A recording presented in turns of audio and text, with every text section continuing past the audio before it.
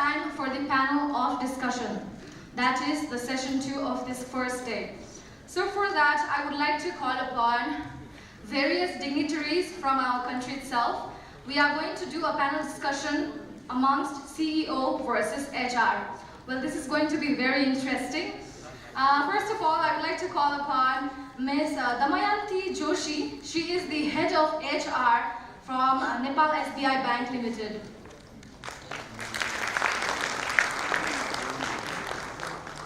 I would also like to call upon the head of HR from KL Dugar, Mr. Tegraj Sharma.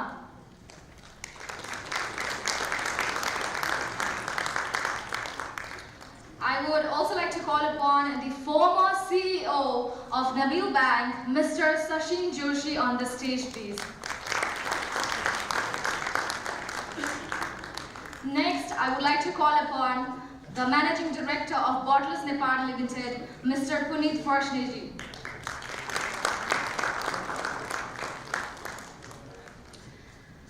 And we also have a moderator for this panel of discussion.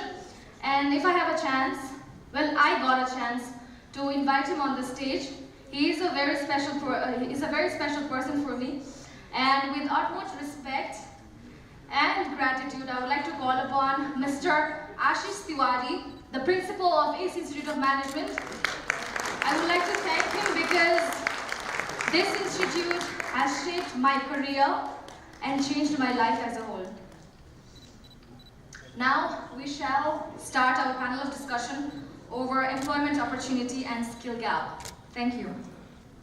So I would like to, good afternoon to all the participants, and it's wonderful to be here. And I would like to welcome all the panel members, the distinguished panel members. I did not have a chance to actually have an early interaction, but then I'm really looking forward to a wonderful and a very fruitful, insightful discussion today. I think Malina mentioned that it is going to be the CEO versus the HR professionals. I would say that it is not going to be versus, but it is going to be a collaboration, and hence we have a very balanced seating here. So we have, on my right, we have a CEO and an HR professional. On my left, we have a CEO and an HR professional. So I don't run the risk of getting torn between the two parties. And I asked them purposefully that, could you just strike a balance? And I'm safe, actually. So, yes, but we are looking for lots of collaboration and very insightful discussion today. And the theme for today's discussion is going to be, we are going to talk about employment opportunities and the skill gap. Thank you, Ashish, and a very good afternoon to you. Let me start by congratulating Growth Sellers for what looks like an amazing meet, and thank you for inviting me here. A lot of people power in this room, and therefore, you can well imagine that most of the answers which you're looking for will be right here. I'm sure there are enough opportunities to deliberate. So to start off really by saying what is the answer to that question, yes, I do believe there is a skill gap. And the way to look at it is not just in the recruitment process, but to look in the entire talent pool.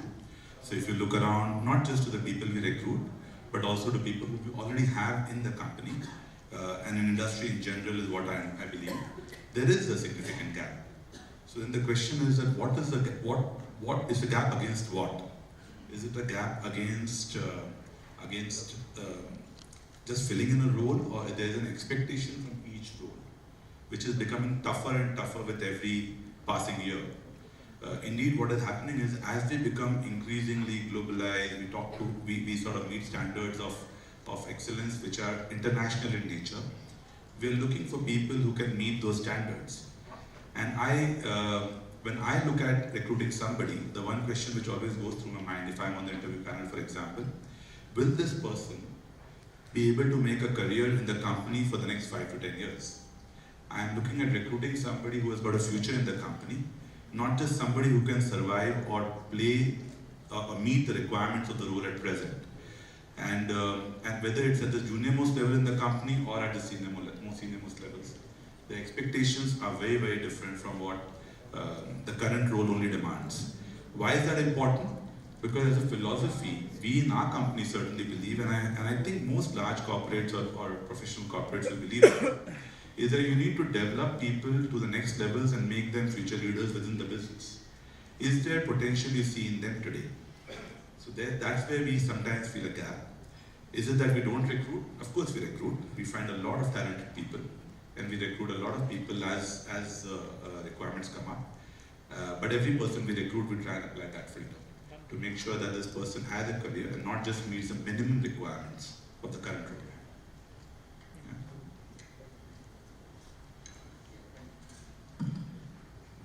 Good afternoon all. The subject matter is actually really serious, I feel, because in terms of employee and in terms of employer, it's really very challenging. Like, we are saying that yes, there is a skill gap. That's very true, and at the same time we are saying that the employment opportunities are very less. See, what I feel is that whenever we call for any applications with the job description and specifications, even after that, when we receive the applications, these are not, I would say around 70 to 80% applications will not be matching what you have called for. So starting from the academic, people are not planning their career probably. Like, suppose somebody wants to go to, let's say, sales marketing, or let's say accounts and finance. They should have chosen their subject accordingly since they are, right after the schools. But then people tend to take subjects which they feel easier, or which they feel, somebody has suggested, or they might have seen somebody on their family or circle which subject would be good, and then accordingly they take it up. So somehow, somewhere, I feel that in terms of the employee, they need to be more planned as such what they want to be in the future. And in terms of the employer, I feel that many companies I have seen, they have not identified what kind of persons they would like to have and why. Because they do not have their job specifications, job descriptions, nothing as such. And they just feel that we should get good people. Then what is the definition of good people actually? So it need to be very much clear, and if it is clear, then probably identifying good people will be somehow easier. So, and then we will talk more probably in practice. Thank you. Go to Shashi. Thank you, Ashish. Well, first, Ashish's question as to whether,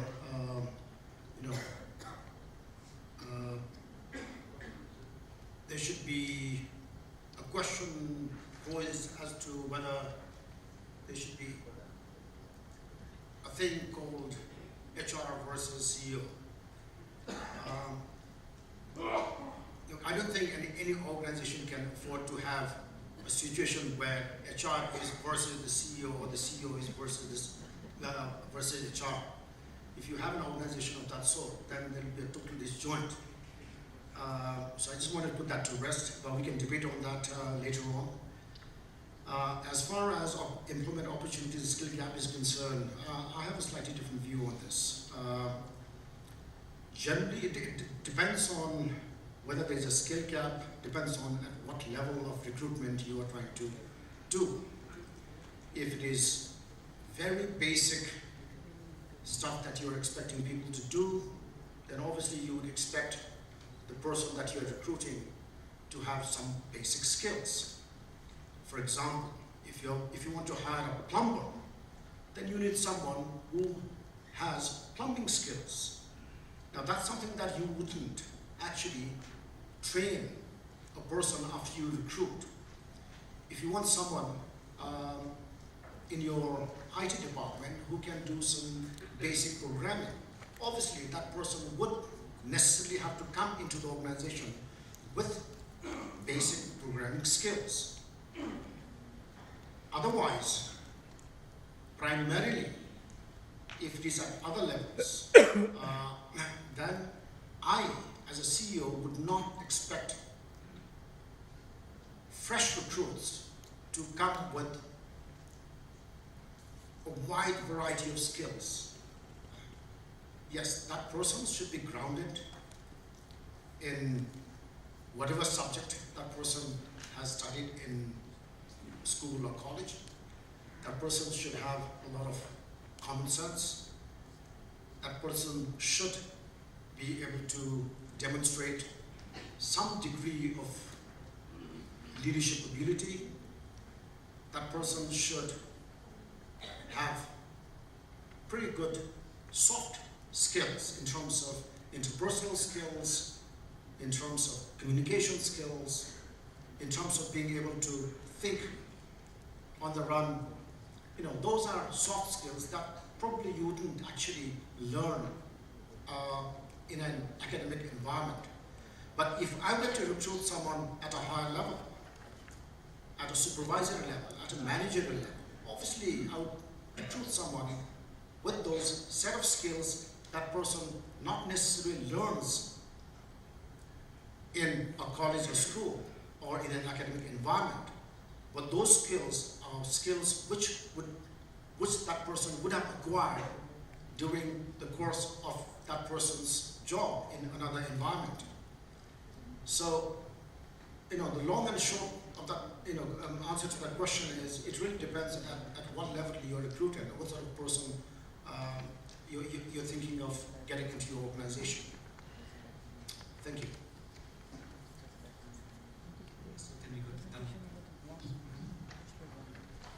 Thank you, Ashish. I have a slightly different view. You know, I mean, I'm confined to banking industry. Skill for me is a relative term. It's a relative term, and I believe skilled manpower always cares. I mean, any organization would want a manpower who is extremely skilled and highly competent. As Shashin sir already said, it depends on which level you are inducting the people. If you are hiring a fresh graduate at the entry level, you don't expect them to have a high skills like if I'm hiring him for a banking career. I don't expect him to understand teller job or operational areas, but I would definitely expect the person to have some number skills or some interpersonal skills. I mean, a pleasant personality. Of course, I'll definitely expect that. So what I believe, why I'm finding the skill gap basically is, I feel the business environment, business organizations are moving very rapidly with the globalization, with the digitization. They are moving very fast, but with that, educational systems are not coping with it. They are not that fast. That's what I believe. Because I'm a management graduate from Kusum, and when I did my MBA, I mean, you pass out as a master's degree holder, you used to get into management training very easily. But now the demand is going down, however the supply is going high, which means there's a huge gap in demand and supply itself. That is also creating expectations from the employee's point of view that there is less opportunity, from the employer's point of view that they have a lot of choices. So if I compare the current banking scenario, like with the inorganic growth or expansions of banks going on, we are seeing that the applicants are also going down. That means they have more opportunities. But the skill set, we are compromising on the skill set. So there is some gap in the academia and also what organizations are looking for. So maybe we need to think about where we need to bring about a change. So that's what I believe. And you also talked about training and development, right? So, I mean, we have a directive from Nepal Rashtra Bank that we have to spend certain amount of staff expenses on training and development. And what I believe is, yes, we are going somewhere wrong. Even in our selection procedures, probably we are not hiring what we want. So after hiring, we might feel that maybe we wanted something else, we hired a wrong person.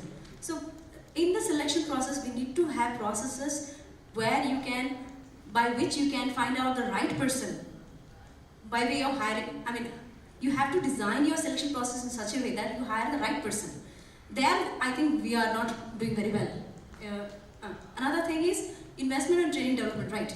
You rightly said that, there are organizations in India, huge banks, they spend around 3 months, 4 months on training and development. They make the people ready and they get them into the work. But that's not happening in our scenario. Probably there also we are going wrong in developing the skills. So that's what I feel.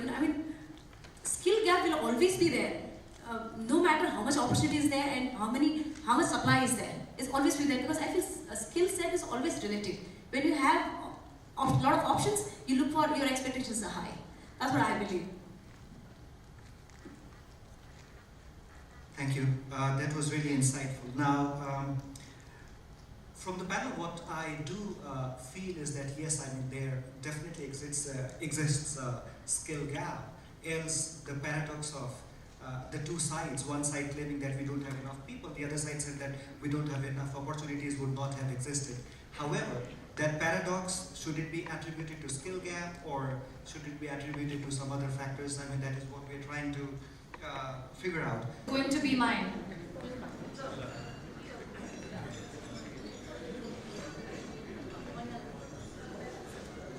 And to keep an eye on the first person who will raise the hand, I have a colleague with me. She is the head of corporate affairs of Growth Sellers, Ms. Sujata Avle. She's right there. Okay, so the first question is, Sujata, when was the Labor Act introduced in Nepal? I think I saw. Yeah. Actually, no, not you. I have some serious allegations against Year. 2074. Sorry? 2074. No, You're out of this. 4th September 2017. Sorry? 4th September 2017. 4th September 2017 बाट इन्याक्ट enforce भएको राष्ट्रपतिबाट अनुमोदन भएर व्यवहारमा कार्यान्वयन भएको 19 Bhadau 2074. I beg to differ, but the answer which is stated here is different.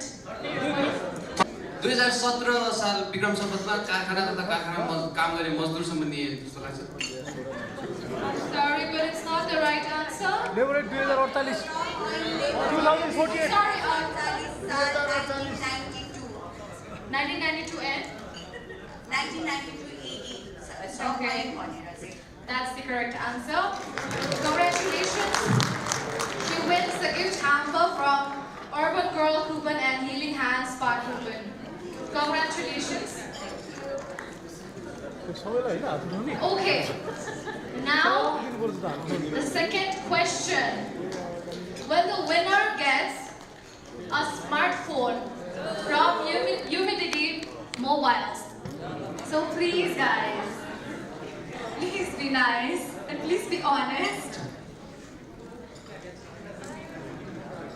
So, are you ready for the question? Yes. Sunita, you ready, right? Okay. How many countries do the Humidity Mobile sell? I know the answer.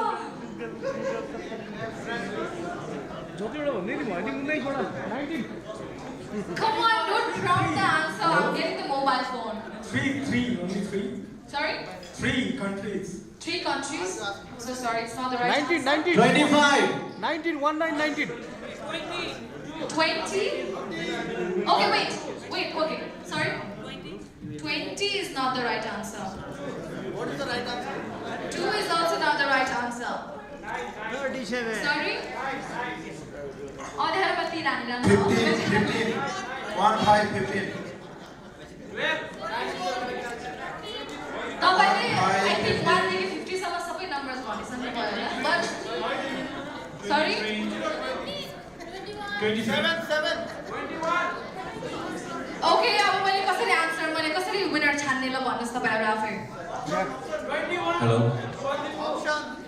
Okay. Sujata, it's your call.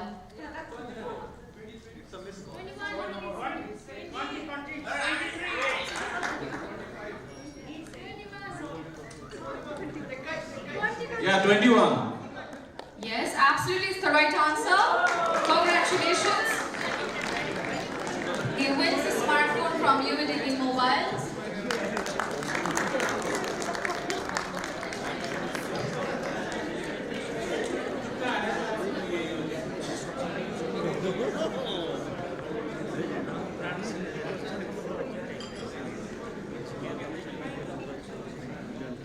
Okay, so are you guys ready for another question?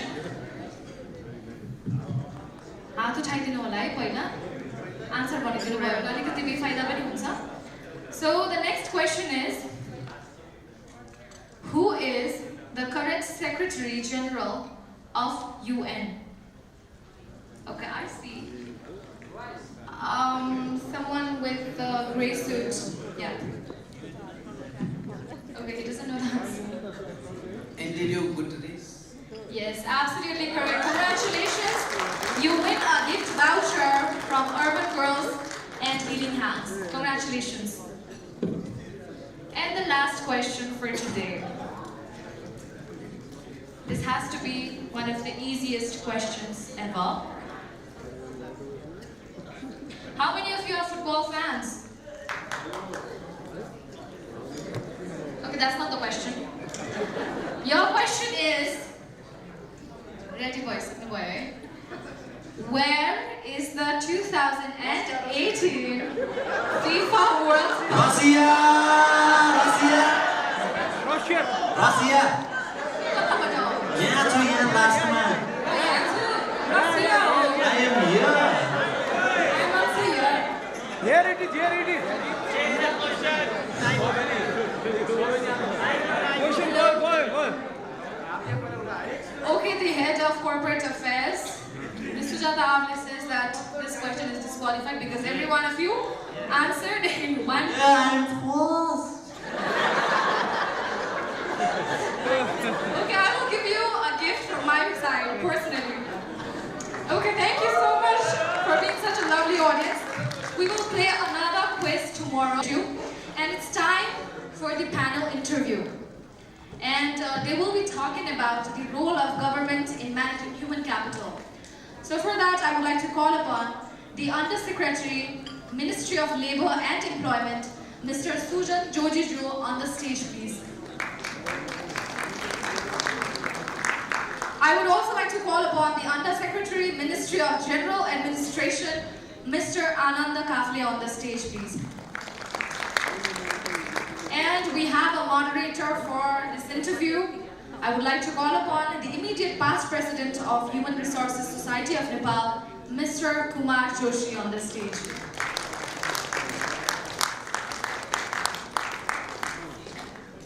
Thank you so much, ladies and gentlemen, and the stage is all yours. Dear friends, ladies and gentlemen, today we have here with us two dignitaries, eminent personality representing two government ministries, General Administration and Ministry of Law. They are Mr. Sujan Jojiju, Undersecretary, and Mr. Ananda Kafle, Undersecretary. The theme of our panel interview is revolving somewhere around the role of government in managing human capital. Definitely, however, we'll incorporate some of the recent legal aspects that has affected day-to-day functioning also. They are human resource management and New Labour Act 2074, Provident Fund, gratuity, HR audit, human resource ministry, social security. Finally, we take up your queries and questions which will be responded by our experts here. Yes, now I have to come down in Nepali. Sir, स्वागत छ यहाँलाई। सर्वप्रथम आनन्द sir चाहिँ सुजन sir दुईटैलाई म yes मोडरेटरको हैसियतले yes कार्यक्रममा interview भनिएको छ। ठिकै छ, यसमा पछि अन्तमा गएर हामीले क्वेसन एन्सरको पनि सेसन राख्नेछौँ र कुराकानीको सुरुवात गरौँ सुजन सरबाट।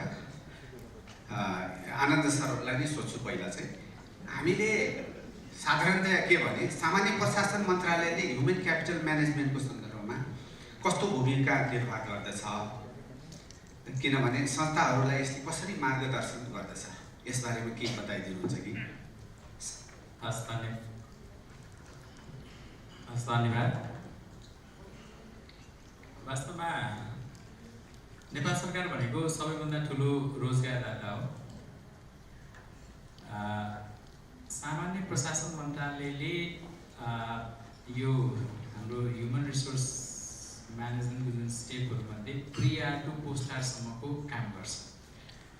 निजामती प्रशासनमा कर्मचारीहरूलाई भित्र्याउने र भित्रिसकेको कर्मचारीहरूको क्षमता विकास गर्ने, त्यसपछि तपाईँको यिनीहरूलाई मोटिभेट गर्ने, त्यसपछि उनीहरूको दण्ड र पुरस्कार लगायत उसको रिटायरमेन्टसम्मको काम गर्छ।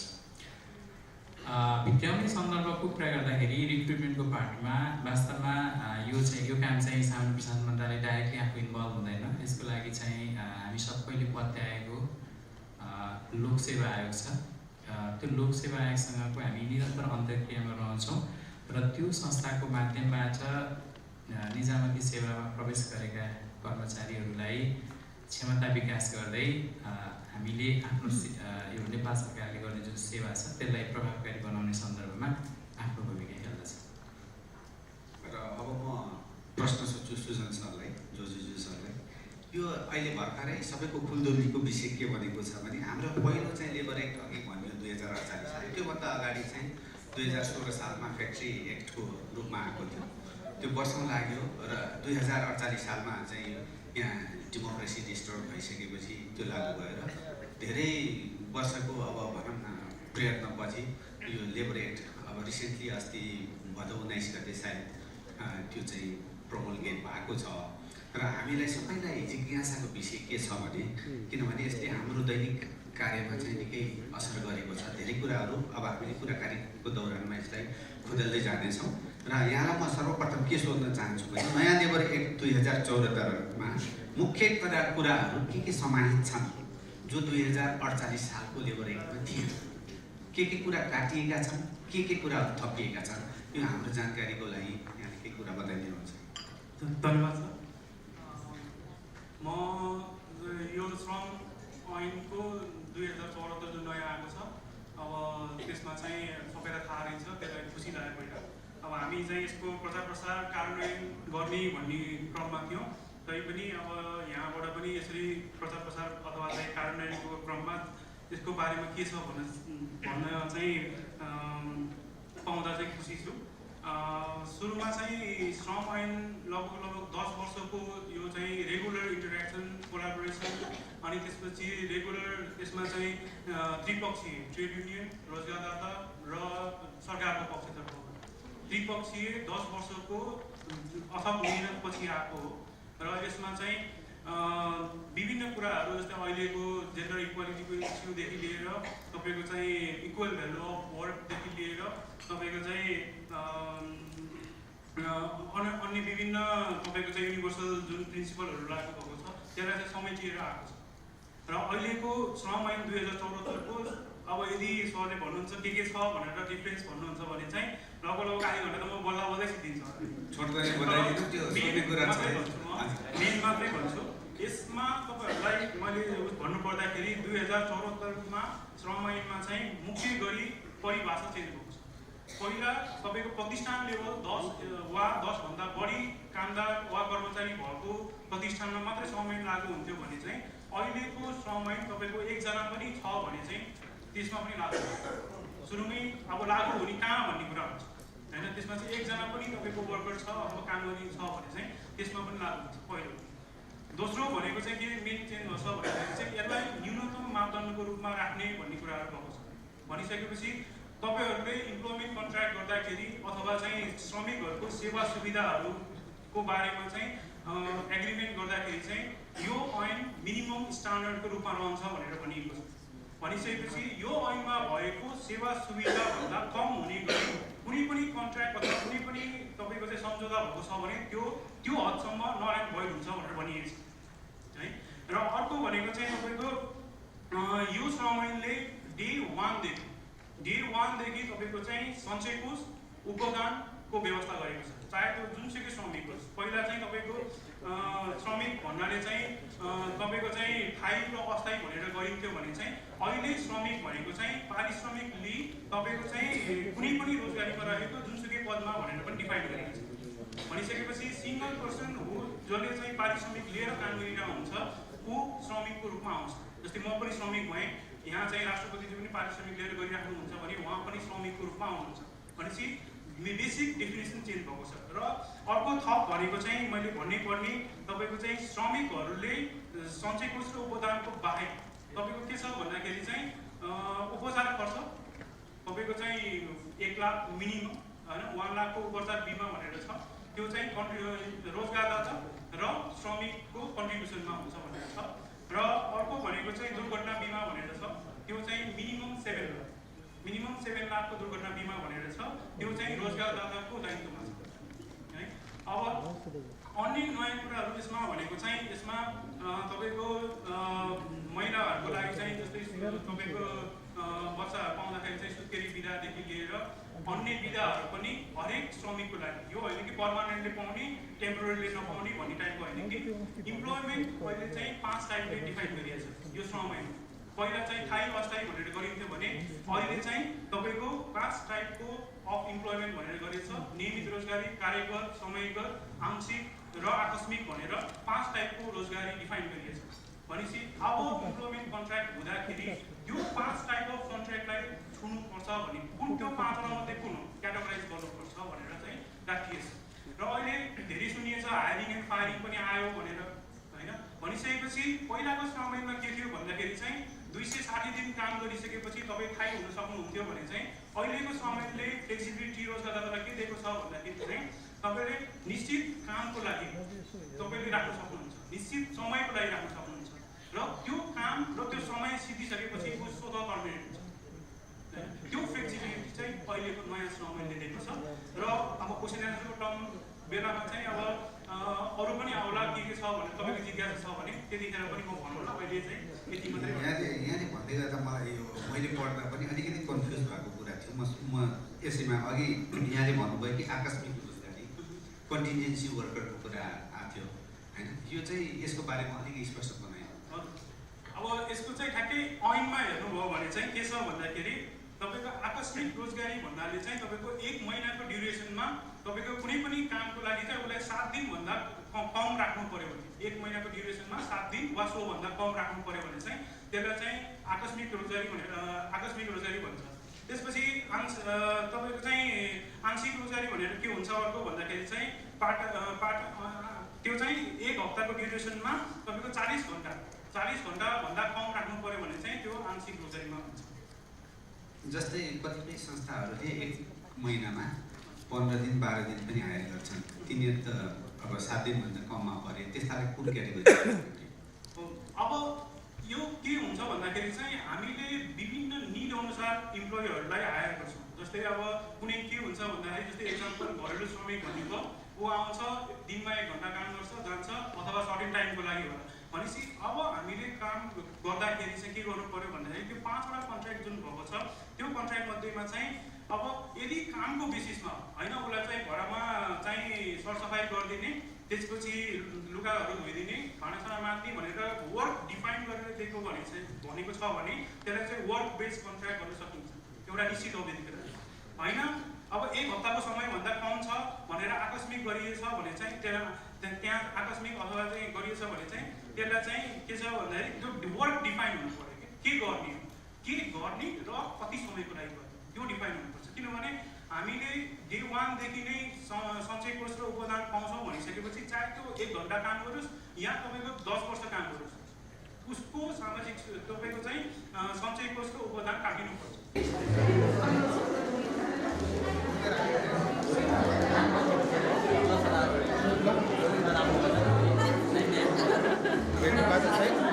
चिन्न टिप्पणी भोलि बेच्ने बाटो छ। Thank you.